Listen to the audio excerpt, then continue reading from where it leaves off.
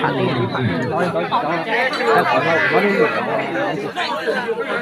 lấy kia là chiếc tay chỉnh chi kia là chiếc chỉnh chi phải lấy không người ta chi không này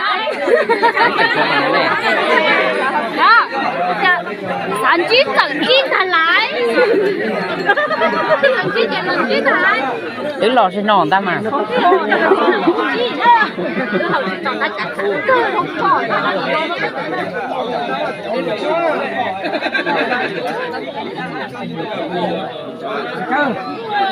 đúng thế nào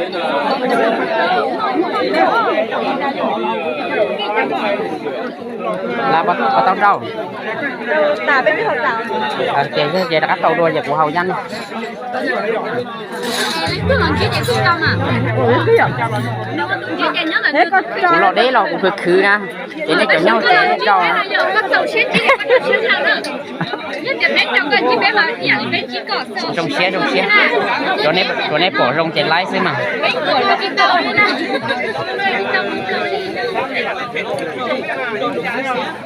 chúng ta hết trâu mà đấy không muốn có tài liệu lên mấy khá chỉ lấy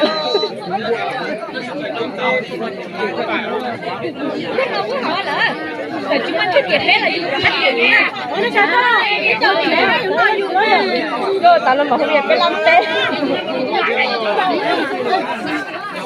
mắm bấm rồi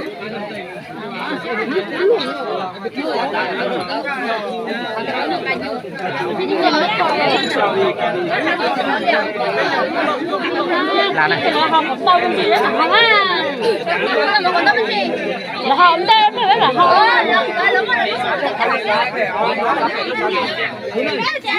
ở ngoài giờ trong xe rồi qua đi luôn trong xe thia thì ta lên đó là họ tôi cùng ở trong sống thia nữa ai tụi tư là còn chỉ cái nó ăn chủ nữa trong xe rồi tụi tư qua đó chỉ là còn tàu đại xe xa còn chỉ tụi lú rồi chỉ tao nó tụi lú về còn chỉ tụi lú à tụi nó tụi lú nó về họ xin lú á nè đi tao đó nè cái đầu ấy bé chị là lòng nha nó muốn mà chị như thế vậy bé chị lòng trời bé chị bé con ta lòng cái lòng của bé chị này xin thuốc đó nữa tụi mà tụi lú là xin lú á họ tụi chỉ tao mua là thiệt cả tao tụi lú nè nên trong tập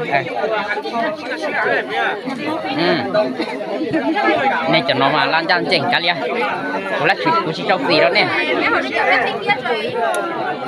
chị sao cũng cầu cái không á chị hậu thâu đi thâu là chả tao cũng hành lắm hỏi là tạm thôi có kiểu này đâu xé nó một cả trâu này nè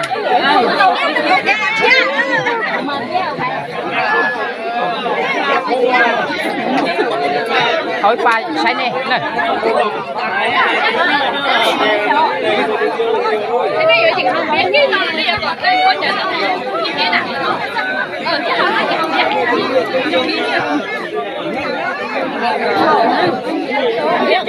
không biết em biết con tàu này có hồng biếng phải không có hồng biếng là trâu chợ gì không chợ chỉ có hồng biếng là lấy chịu chợ sửa chợ đi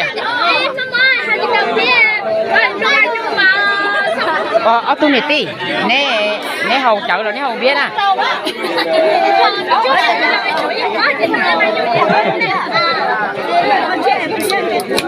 nhóm này như vậy đấy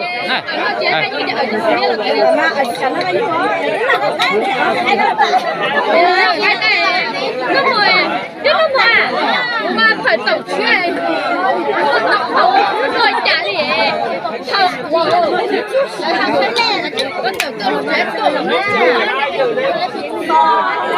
đâu trong xe nữa thì tụi tôi là tôi cùng cả trong sông thế chỉ ta hiện đó là ít trong xe rồi thì tôi là quản cái nó ăn chủ nữa tụi tụi lú là hồng xí lú mà tụi chỉ tụi lú là có lú trong xe này thì cả tụi lú thế này nữa còn cái nó ăn chủ đây xin chào những người đẹp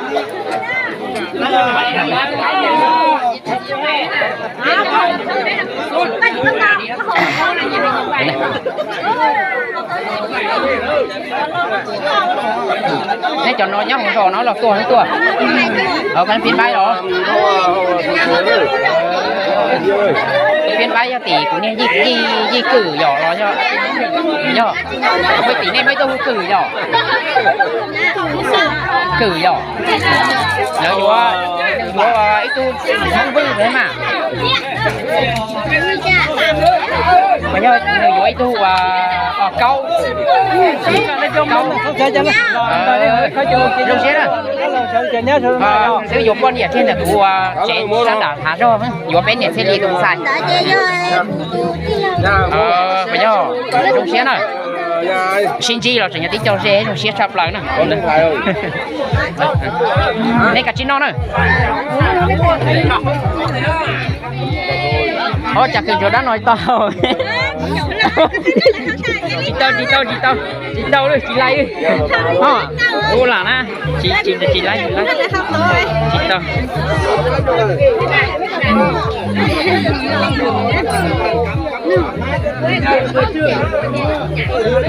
mùng năm Tết trong xe là tia chè câu hồng xứ đó gì của chị nó câu hồng là chị cá này giỏ chè giờ chủ cho nó câu hồng thêm cá đi ta xí trắng này xe này trong xe nó còn chỉ kể nó ăn trùng này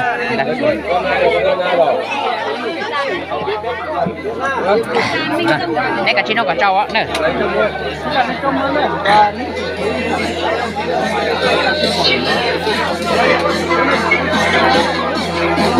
lò hỏi bà thấy nè ừ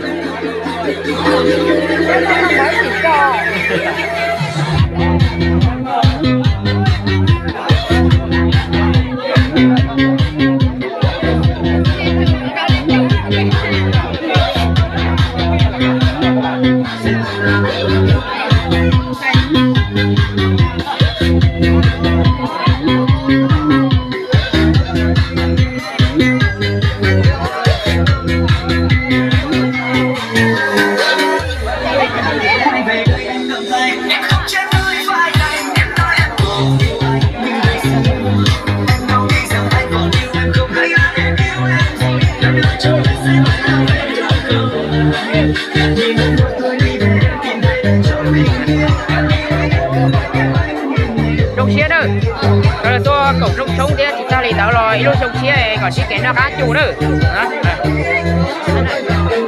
nhưng mà lấy chủ luôn đó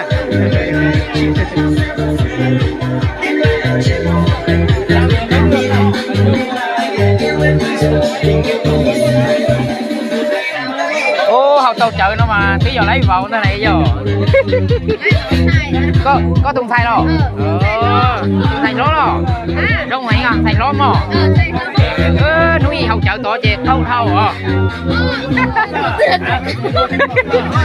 chưa cha thâu cả đây là lò chè đó đây cả chín nó rồi nó cả trong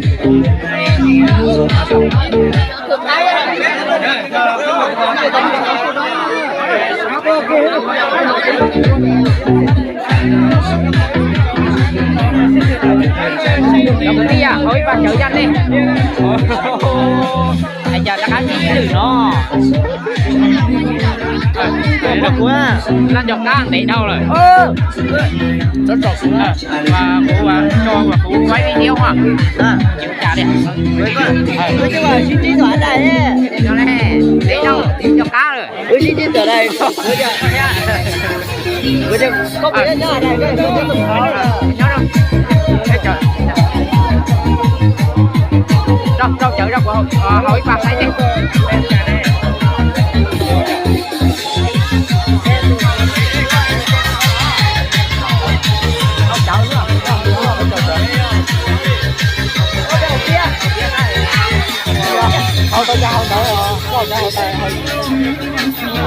Mình đã lái này chưa nhặt. Sao đâu?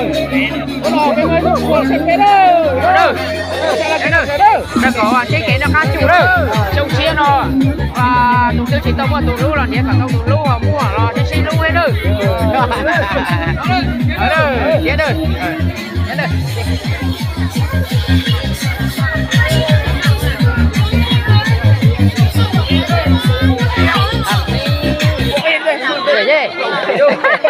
Vậy Tôi là à tôi là con này hả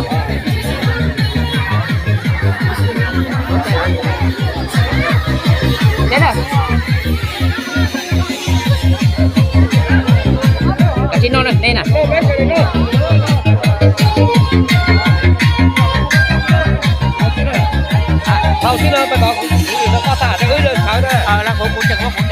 đó cho cái tí à đâu cái bài ra đây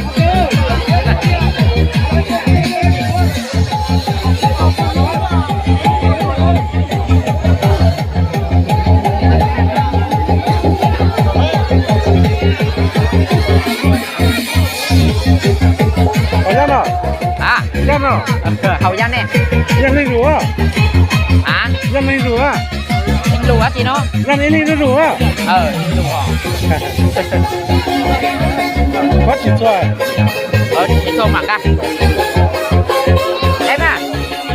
em ơi chuyển ba cái chuyển sang đây đi rồi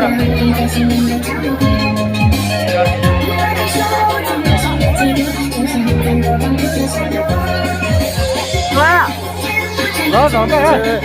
Dạ, chỉ ăn tiền thôi mà. Nhìn nó. vô Đấy đó. rồi à cười vô mà cười gì luôn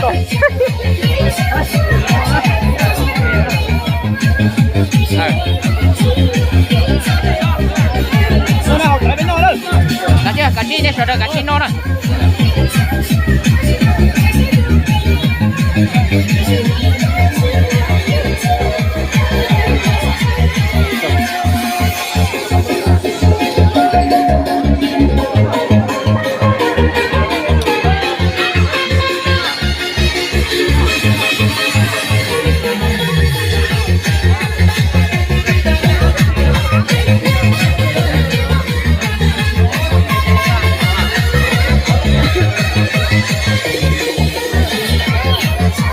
trong xe rồi và trong xe sau đó nhà tiền đây cứ tí sau đó cuối cùng ở trong sông xe thì ta liền đó là ít trong xe ở bên chỉ chi là nó nói bên chi ở nhà trong xe để chung sức khỏe tôi còn chiếc cái nó khá chủ nữa nên dọc từ sau đó nữa đó này con này còn lại là thua hả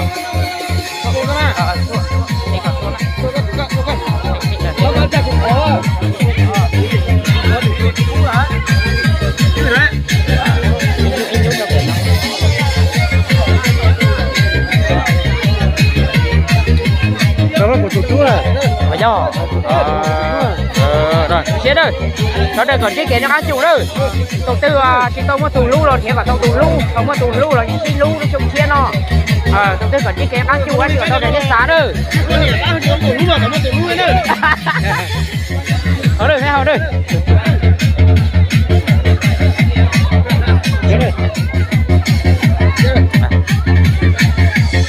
cả cái hầu đó hầu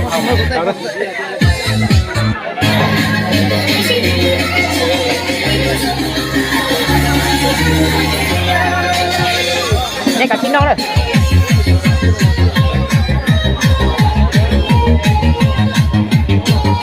ô sẽ thông cảm nha tham tí nha rồi nhớ đâu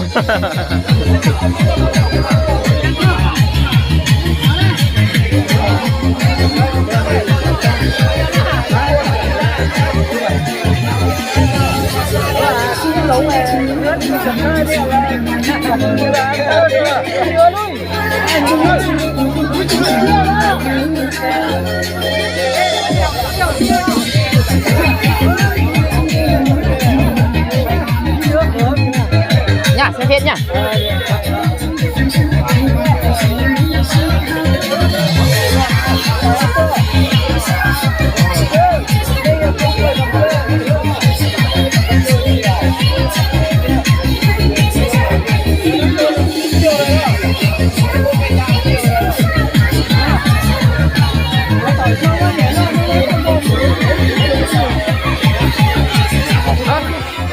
trong xe đó cho cái đi sau đó giờ nó bé vào của to cổ trong sông thế thì ta nên đó là nhớ thì đi trong sông xe kia nữa em sợ đi trong sông xe bé sau đó chỉ tàu xin chi là nó tôi xin chi ở trong xe này như là còn chiếc kén nào ăn chủ đó nữa đó nữa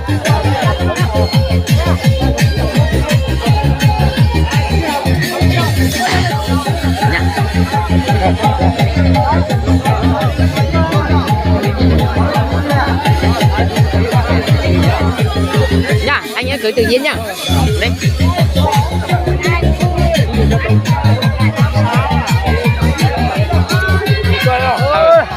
tí nhá. Bạn nào có tê bắt lù chứ.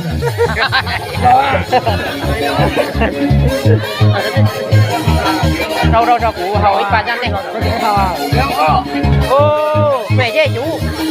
Lâu ngày ấy. Là không biết nhau rồi. Dạ. Rong nhiều ý. Đi xe. Đi à. Cứ con rong chờ rong.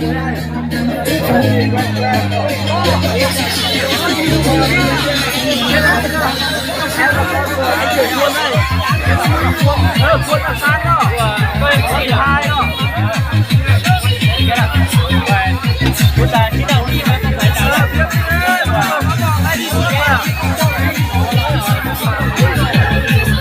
Chú bảo à?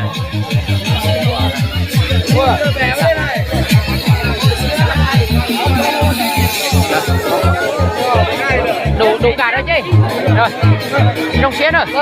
Wow, ít trong xía rồi. Anh cha thế cũng có trong xuống thế thì ta liền nói ít trong xía. Chú sức khỏe đâu sau đầu từ tiên có chiếc kén nó chú trong xía rồi. Dạ nha. Còn cắt bát cắt chú nha. Còn là rất là vui. Hôm nay là ăn cưới cũng là chặn nhau, cùng là năm mới rồi cùng chúc sức khỏe. Ai cùng đạt kết quả nha. Làm chi cho được nha. Sức khỏe nha. Rồi.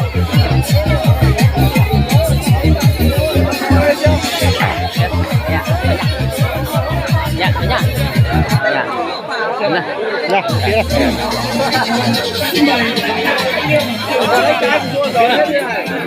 Ở bà sấy này rồi. Sấy này chỗ đầy cá mà nó mà Chứ khá riêng này, ý nó có chảo à, nó. à là do nó. Đúng rồi, câu đi. Củ lạc bao à? Bao rồi. Bao đi. Chúng tôi dùng áo lưỡng rồi chứ. Tôi khó, to khó.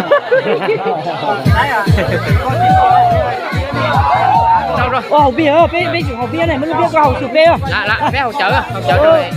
Phải thắng rồi. Để viên đi mua hậu lưỡng nhá, chỉ nên mở nèo. Bảo à, hỗ trợ vậy con. Đây có cái kho nhập bánh chuyện thôi. Nó sao rồi? Vô. Đây đủ chưa? Nhiều quá. Đủ nữa. Rồi. Rồi nhá. Chúc sức khỏe nhá. Sức khỏe là cùng là anh cùng là năm mới, cùng là đi ăn cưới. Còn chỉ là ai cùng sức khỏe đạt kết quả tốt năm mới nhá. Làm chi cho được giàu nhá. Ai chưa có người yêu thì phải cho có người yêu, ai có người yêu phải thân nhau nhá. Nhớ nhá. Rồi, ok nhá, phải nhá.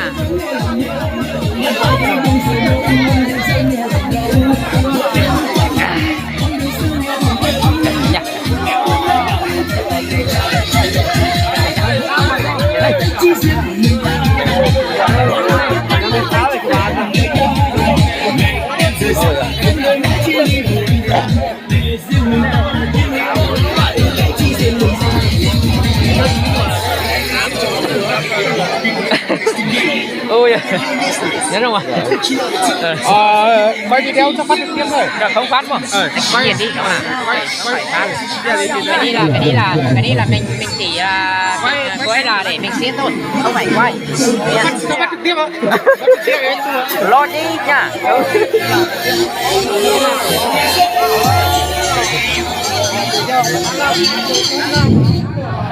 Hello.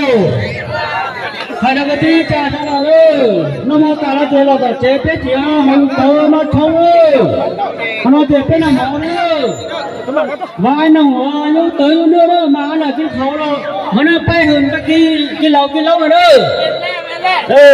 mà đâu nhằng cái lâu nữa, nó bay mưa nó cái khẩu rồi đó. À, cho bà chợ của hậu dân. Ở đây sẽ đâu đây, cái gì nó mau ta là chơi là hỗ trợ nó không đâu, sẽ là bà từ đâu.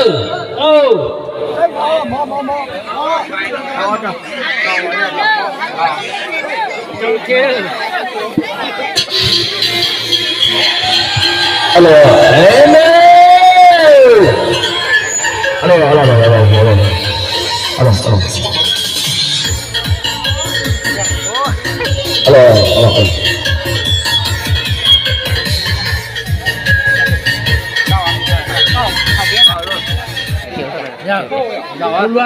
luôn là lan tròn nói có lú à cứ lú thì chị nhau một chị chỗ hậu dân đi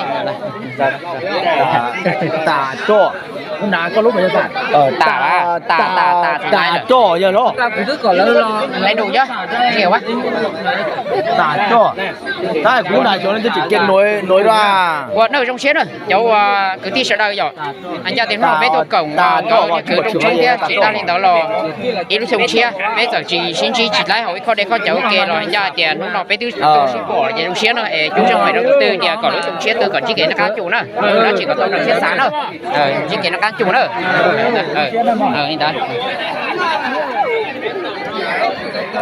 xin này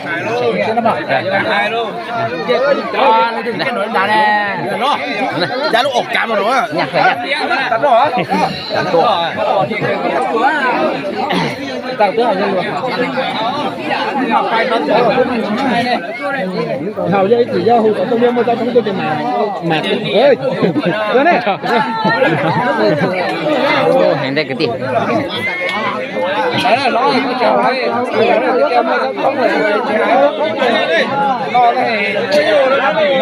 nè trường học giờ trâu của nó này học kia kê sao đi tới có trâu vậy nhở ta có ly chị chị của học có lúc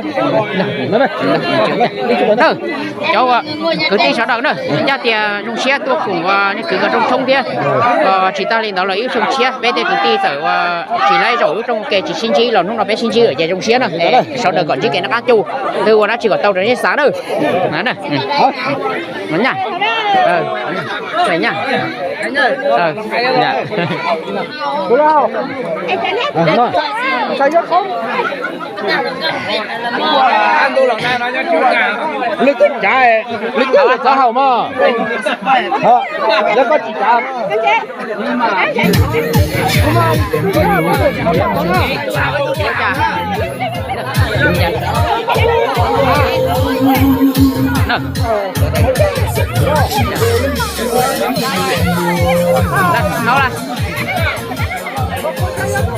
đâu là cái chỉ quan điểm mặt sao mà cái con tảng đâu cá liều đẹp đi à lâu chín nhìa chơi lâu trâu cá liều mà là chứa chả cá liều cú chúng nó cho chai chơi vui tới giỏi nè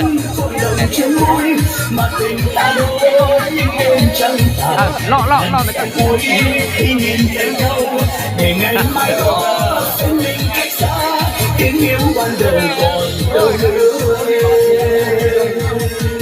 thế nào nhảy cứ ăn nhá cười phải nhá nhảng lòng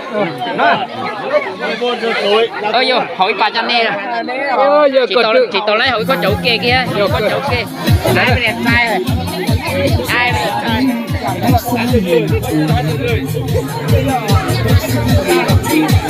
cầm ra ôi về em cô gái đẹp mà nhiều anh với và sau chắc là không được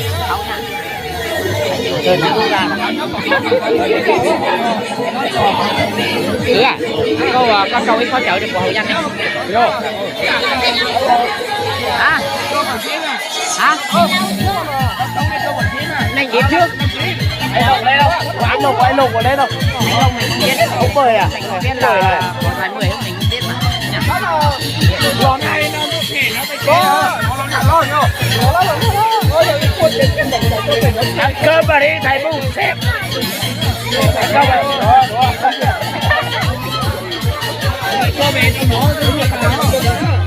trở lại em biết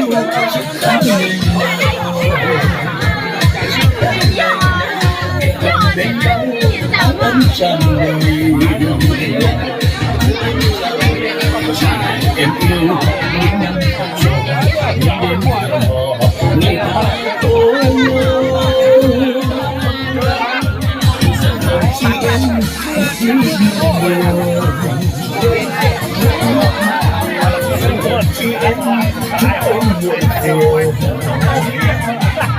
về tại ngoài nữa cho nhau nỗi đau ngược lòng xa thật rồi người ơi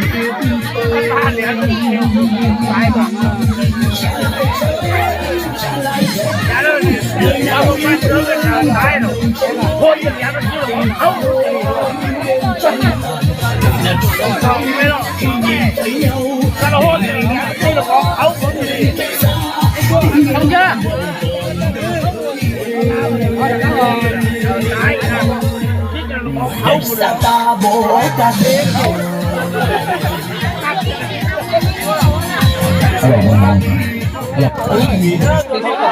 Làm đi anh ơi. Làm đi rồi, anh em mình làm đi rồi. Bữa sau ui chuyện thôi. Đang tham nhiều lắm. Tham nhiều để mà nhận anh em ta. Anh ơi, lâu này. Chồng ơi, không mà chồng. Nhưng mà đang chơi thì người ta chơi để có sức khỏe đấy. Tôi chứ để cho có sức khỏe này. anh nắn là có mang vợ theo không? Mang vợ theo không? Không rồi, không mang vợ theo thì ít thôi. Tối này cục chết họ không được. Anh nói đúng mà. Phải hiểu chứ hay. Đúng rồi, phải có ít sức khỏe để tối. Ok. Hiểu đó. Anh em hiểu như thế thì mới tốt mà. Đánh bày cho thôi. Ok.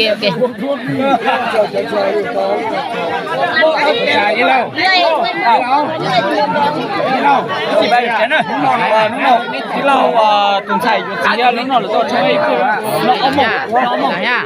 Kiếm như lầu thổ xỉu này tuần này nó không cái này chậu này bia hả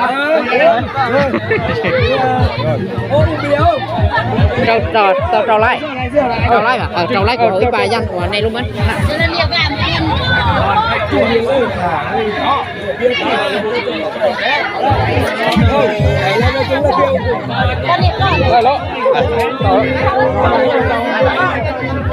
Không quá Đông Xuyên nha chị phải à chị Nhung với chú cả bên kia anh em ta nha hôm nay cũng là rất là em nói nó tay nó biết nó quần là chua linh chua nó ở trong là ai cũng là được kết quả tốt nha ô đi xa rồi tỉnh ấy nhiều đấy nha chú phải nha năm mới thì anh làm chi cho được nha là kết quả nha mà bé mà bé không lử béo lử mà bé không lử dài nhanh nha rồi ok giữ sức khỏe đi để mà chơi được tuổi nha bé này nha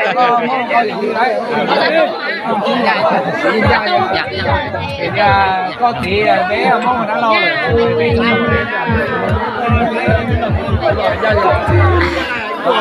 ngày kia đi còn lái mà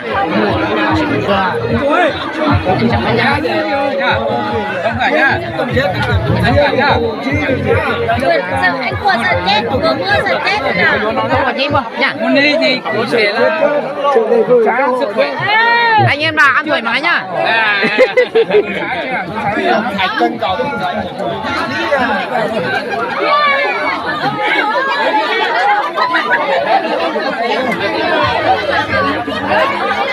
cháu Phong Dư xe của quay lại đâu của cháu Phong Dư rồi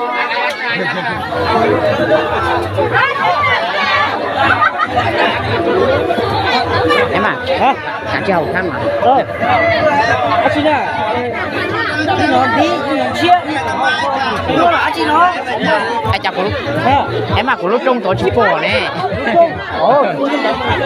là cà lì cho lời rầu chạy cà lì hay cho có chỗ trái chỉ cái là có tiền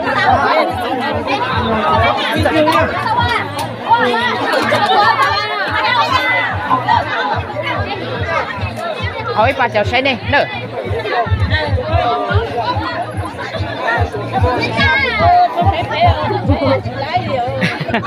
có bốc của vậy ha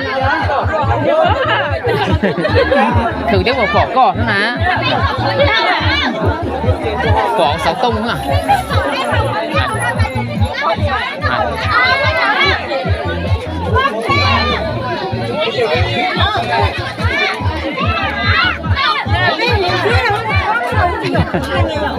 cháu không nộp vào cái thời gian nè cũng đâu neo kèn hả đâu đâu neo kèn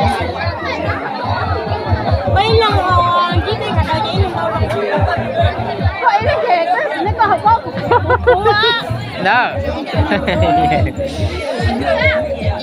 trong chùa ạ trong xén rồi ngoài tia về của những trò này u đi chán này u neo đó hiện cho thì lo chỉ sắp của bọn này không nhé nè để cho thì bé hậu kia tao ra rồi nè nó xé rồi và ít lúc xuống xé rồi anh cho thì họ tôi cùng cái trong cái chúng ta lên đó rồi anh cho thì và nó họ chính trị thế ấy lúc xuống xé anh cho thì có đều chẳng hay là anh cho thì chỉ tao lấy cùng ít có đây có cháu kè rồi cho nó chính trị vậy xé nè đó nè của nhau tao mấy cháu à của nhau tao mấy cháu à của nhau sành không vui của vui cò nó của sành vui muốn lên máu đỏ thì dầu mất rồi ta máu đỏ thì chỉ tao nó mó đó nên tu rồi nó nên nó đó đừng có đừng chết chữ nó đây đừng chết chữ nó đây dầu đó đừng chúng ta nó muốn gì sao ta cái nó tà thì còn nó đừng biết chữ nó còn nó chua là đừng biết chữ nó em à mình không biết là hầu đừng bài đừng thế nào là bé xong rồi này chỗ bé và ship bao về rong rong nè rong đó nè hảo nè đây lúc chơi tụi tư do thì chỉ tông một tụi lú là họ chỉ có tụi lú và do thì họ mua là xí lú nè để trong xe này tôi chỉ kể nó cá chủ nữa giờ ở đây đỡ mà nó kể lo lú xe nữa ở đây chưa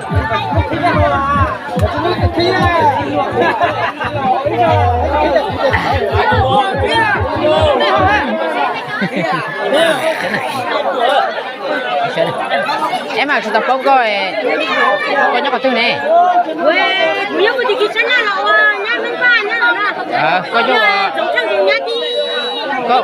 có nhóc giống tranh và cùng nhắc thì bé đó lục xe này có sải dính là minh cháu mà sải dính là minh cháu sải dính không lìa nửa tiếng một khu ta mò và tục sải dính là truyền hành bây giờ bé cho nó cho không dương thôi nè nè bao tiền tí cho cứ tí thế lấy hậu kê đa đừng xong đó là nữa chị quay đặt vào đây hai tiền bây giờ chỉ lấy cùng ít khó đây có cháu kê là nó xin chỉ để dùng xe hay là nè chị nên nung nè và nung đợi chủ chắn nè và nên nung lão chị nè chị cổ với gia linh tư chị nhưng bao tàn rồi nè đây cũng mà lại chọn đợi chị nhưng phải chọn cũng như tàn nó nè thầu bé một cả là bánh lò nừ hết cũ nhưng ok gọng à đó nè nó nè nè cả chín đâu nè đông xía này cả chín này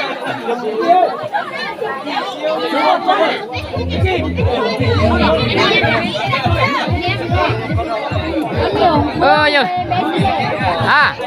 cú chơi chơi cú giải tán cú lòn đâu nên nhóc còn no nữa họ tìm đến cho cú ti này rồi thì nhóc họ tao tàn rồi nhóc tiền cái giờ đi qua quay con đã lâu rồi qua lần đầu chơi là sò nè lòn cú này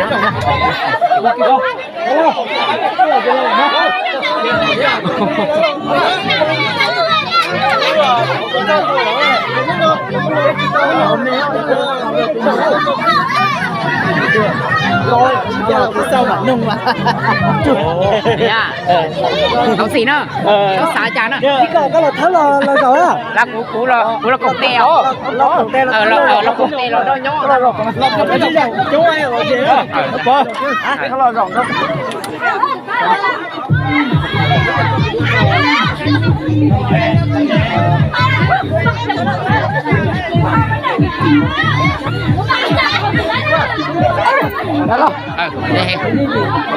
đó chơi dùng một cú lú sợ tông là sầu cho cái tí nữa lúc xong xe nó từ từ có chỉ cái nó cá chủ thôi